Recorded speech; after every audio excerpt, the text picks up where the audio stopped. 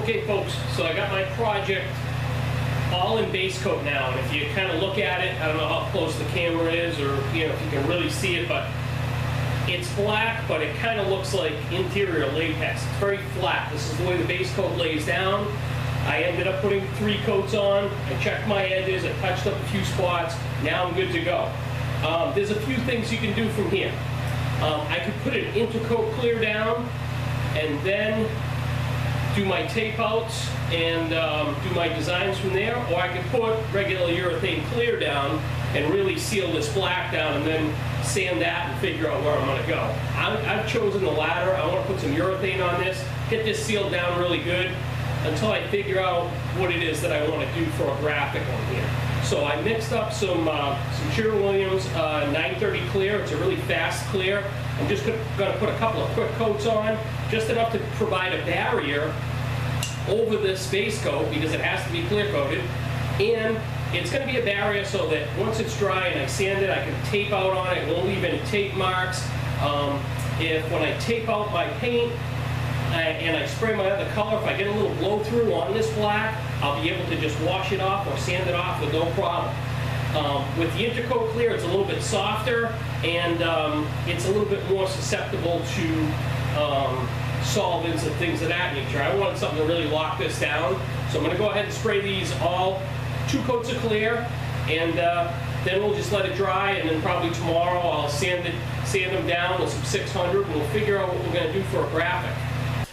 Hi folks, Troy with V-Twins to V8s. I'm back.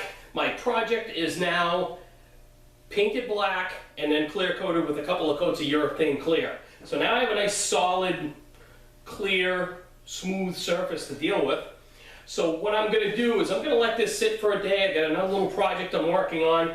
Then I'm going to take and sand this down with some 600 wet, and then I can lay out whatever graphic design I decide on.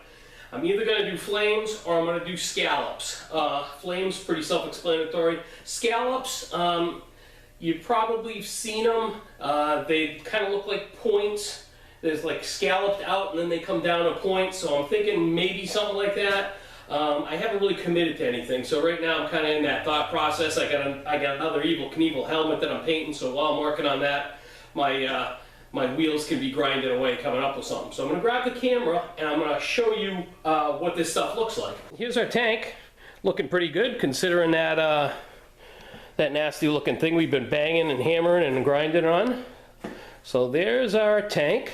We'll come over here. Here's our fender. Now you can notice that our fender really looks pretty stock and original, except for you no longer see those rivets over here, so it gives it a very nice, smooth, clean look to it. But you still see the bracket and the angle coming off the bracket, so it still has a very original look. Most people won't even notice that this has been done. They just know it looks nice. It's one of those things. Here's my back fender. You know, I finished off my bottom here, all around the tail light and everything looks good. You know, there's not really much else I can say.